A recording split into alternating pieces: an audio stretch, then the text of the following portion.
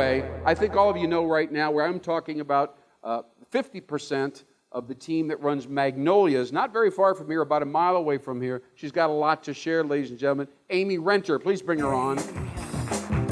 Because I'm happy. Clap along if you feel like a room without a roof. Great. Hi. Great to see you. Gosh, you got a beautiful store. Thank you for the compliment. It's so beautiful, and you've got a great team of people. Your daughters are here too? My daughters are here too. Shall we recognize them and ask them to stand up? The Renter family, the daughters, are they here? They won't love it, but they're in the corner. Hello, there they are. It's Leah and Katie. You know, Norfolk is a place where it's family business, all right? I mean, you know, just about everybody, it's about family, and we don't want to marginalize that idea or trivialize that idea. When the girls are here and mom's here, we got to step up and recognize them. You know, Amy, you've been not only become quite a professional, an industry luminary, but you also participated in the chamber, and you know you've got a community scope, right? Tell me a little bit about your background here. Let's learn a little bit about what you do here in the Norfolk area, all right? So not from birth, just current. Okay. Yeah, right now.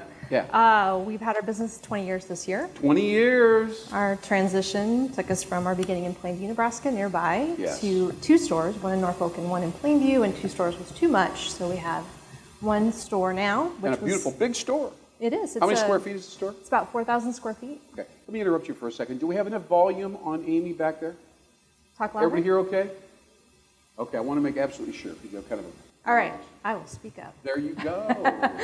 Not a Coming problem. forward. There we go. Absolutely. You know, we've talked a little bit about innovation. I watched or learned about this cool video thing that you did, a cool little video promotion where you produced it. Yeah. Tell us a little bit about that, because I'm going somewhere with this, but just explain. We do little short ones on Facebook, or we did the DVD? The DVD. The DVD, Yeah. okay. So many of you may know we sell holiday, quite a great deal of holiday at Magnolia's, and it became, over the course of time, a big thing for me to go to the showroom and see these fabulous displays that I was purchasing from. These were the displays in my vendor showrooms. Sure. And then I'd come back to the store and I'd explain to my customers one-on-one, as I'm showing them the merchandise, how it got done. Well, in the end, you start realizing I need to reach more people, not one at a time.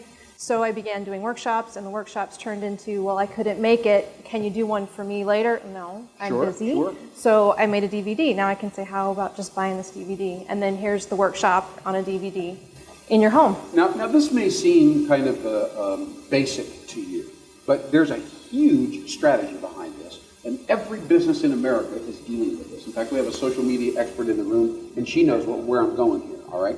The notion of content, basically educating your customer, right? Giving your customer all kinds of information that would be helpful and is maybe slightly broader than the specific product category you're trying to sell. All right, I know you sell Christmas furnishings and so on and so forth, but the notion of decorating your home is something a lot of people can do, or decorating a tree or whatever. Not everybody can do that equally well, right? So the education that you're providing them with the DVD, you're basically productizing your own wisdom and the knowledge that you have. Right. Because most people they see the finished product and they love the look, but they don't know how to achieve it. And it's not just a thing like building a flower arrangement or designing a Christmas tree.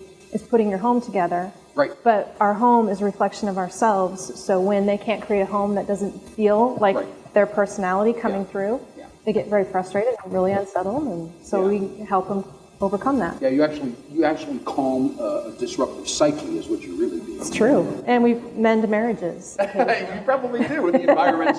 But I just want to emphasize this. You know, there are many people that are writing blogs all the time. They're writing essays. They're putting up videos, kind of like these videos on their website. I mean, education, so that people watch it and they go, oh, now I know how to decorate my home or decorate Because my now we have the Christmas technology to do that. Right.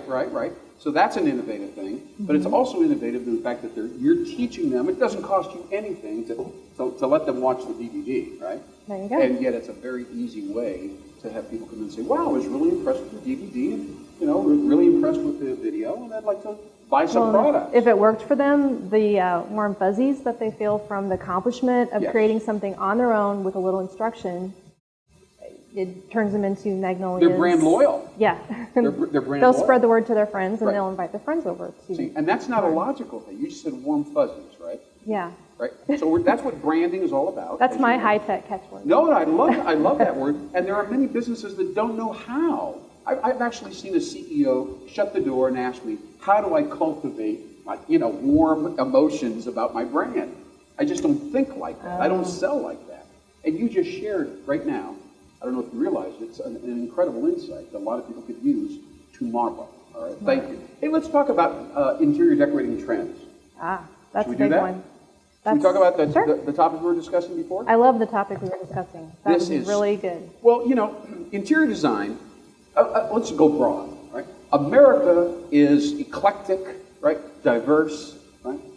So if you go to a showroom for an interior design store, what do you see? You see a lot of eclectic, diverse influence. You should see a wide variety if they're trying to cover all the bases, unless it's a niche. But what's really interesting is that they opposite things like sophisticated urban, like, glass and smooth, beautiful, like, metal and things like that are like right next to rustic modern, pottery and primitive surfaces on the floor, that kind of stuff, right? It fascinates people. It's the juxtaposition of the edgy stuff with the historical or something a little more warm and right. And so we're pulling two opposite things together, right? I mean, that's really what's going on in interior design. And I noticed this, and I shared this with you, and I went to your showroom today and I saw examples of it everywhere. Good. Right here in Nebraska. Right here in Nebraska, right here in Norfolk, I saw this beautiful, very modern lucite chair, very high-tech and smooth and sophisticated, something you'd see in Manhattan, frankly. Right. But it was sitting beautifully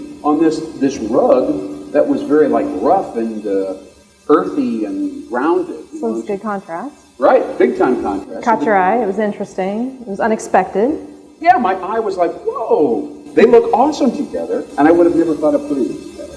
But you have a design eye, and I'm going to tell you the name of this trend we discussed that I think is capturing that. This is all over your Very story. clever.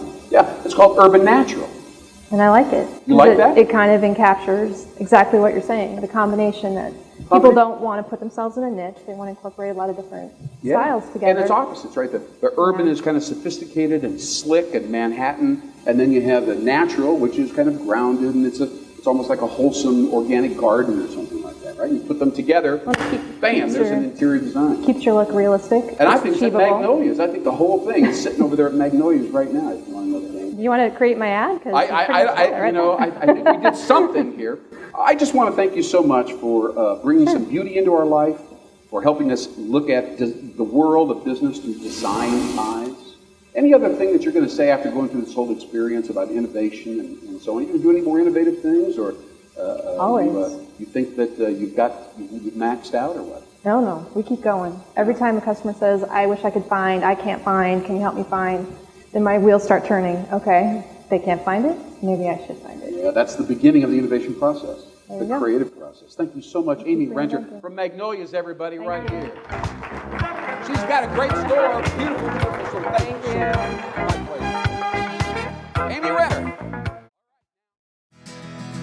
Norfolk, your people made the difference. Norfolk, you shed your heart inside. Norfolk, your people made the difference. Norfolk, it's a journey, not a ride.